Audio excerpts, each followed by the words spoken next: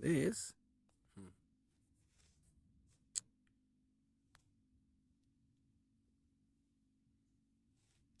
As you can see, it doesn't look like that because it's technicolor.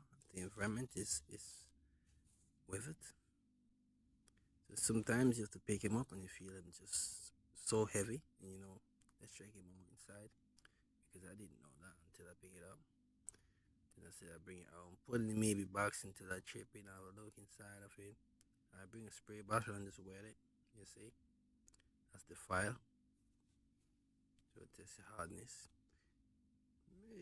You can still see the file, but it's best to like try and smooth it a bit. Or use a small bit.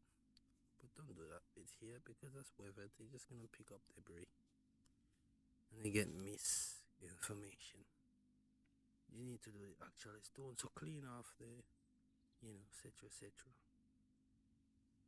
Because you got all calcite and stuff.